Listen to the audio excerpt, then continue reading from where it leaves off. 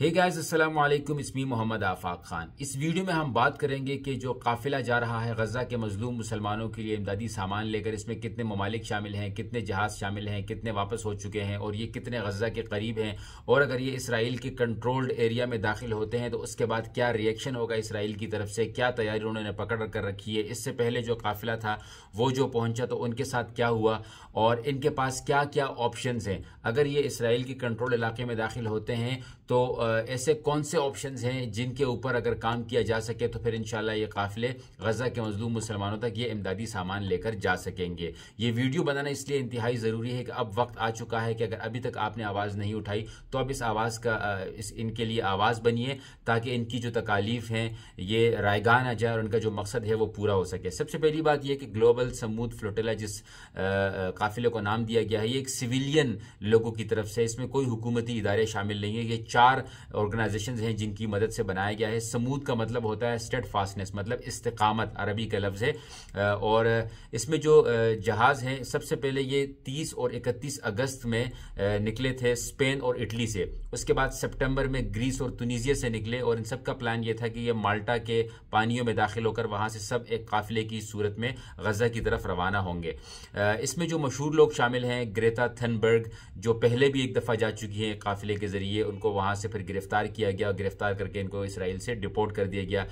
एक एक्टर इसमें मौजूद है लियाम कनिंगम के नाम से। पाकिस्तान की तरफ से इसमें सेनेटर मुश्ताक अहमद खान साहब मौजूद हैं, पीर मजर शाह साहब मौजूद हैं और पाकिस्तान के डेलीगेशन को सेनेटर मुश्ताक अहमद खान जो है वो लीड कर रहे हैं। यकीनन इसके बारे में जो जिन ममालिक ने आवाज़ उठाई उसमें Spain, south Africa, Malaysia, Ireland और तुर्की है, जिन्होंने डिप्लोमेटिक सपोर्ट और सेफ्टी का जो है वो उसके लिए रास्ते हमवार किए हैं इस काफिले के लिए। इसमें जो ममालिक शामिल हैं तकरीबन 44 ममालिक शामिल हैं, जिसमें Pakistan, Indonesia, Malaysia, Bangladesh, Maldives, Philippine, Sri Lanka, Nepal, Spain, Ireland और इटली, तुर्की, Libya, South Africa, Oman, Qatar, Brazil, Colombia, Australia और बाकी ममालिक इसमें जो है वो शामिल हैं। 50 के करीब इसमें छोटे बड़े जहाज़ शामिल हैं, जिसमें ये जो लेकर जा रहे हैं मेडिकल सप्लाइज़ हैं, खाने हैं, बच्चों के लिए दूध है, न्यूट्रिशंस हैं, साफ़ पानी है। और इसी तरीके से बाकायदा एक जहाज़ लेकर जा रहे हैं जो कश्ती जिसको आप कह सकते हैं, जो कि सिर्फ़ और सिर्फ मेडिकल फैसिलिटी के लिए वहाँ पर काम करेगी। इसमें दूसरी बात यह है कि इसको लेट सितंबर में 2-3 दिन पहले इनके ऊपर मुख्तलिफ तरीके से इनको रोकने की कोशिश की गई, ड्रोन स्ट्राइक्स किए गए और ऐसे कुछ इक्विपमेंट्स फेंके गए जिससे इनको नुकसान हो सके।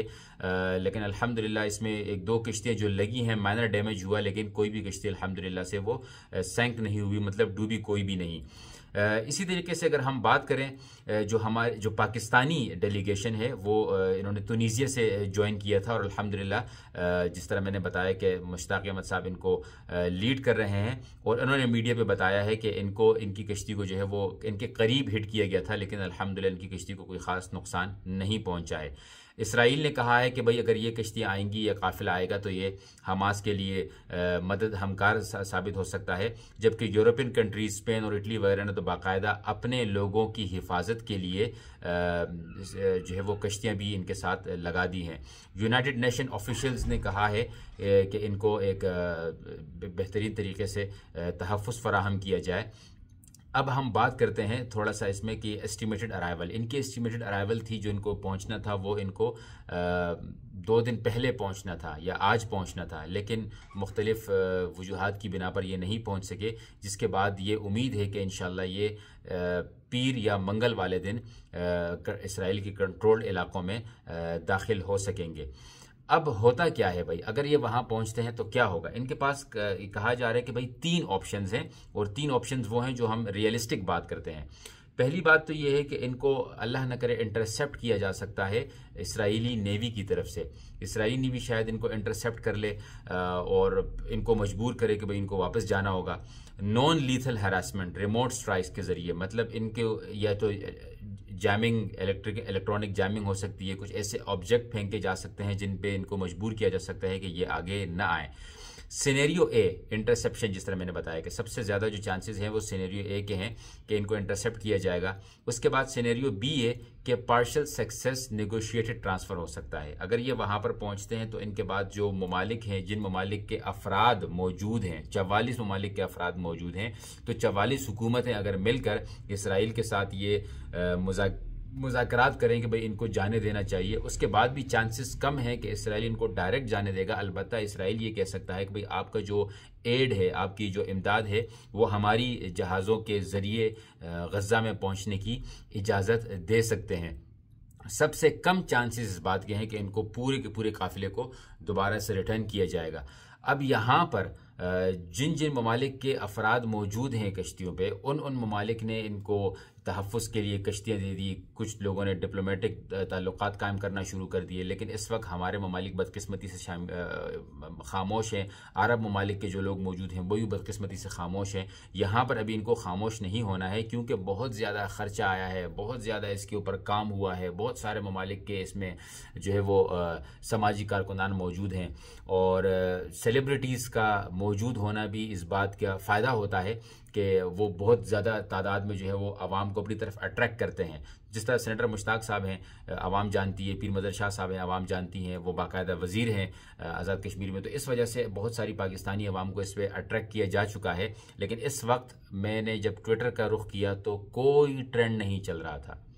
पाकिस्तान वर्सेस इंडिया का ट्रेंड चल रहा था, फ़लाँ को निकालो, फ़लाँ को रिहा करो के ट्रेंड चल रहे थे। ठीक है, आप ट्रेंड चलाइए, लेकिन इस वक्त हमें चाहिए कि हम इनके लिए आवाज़ बने, क्योंकि अगले 20-25 घंटे जो हैं वो इंतहाई हमारे लिए अहम हैं।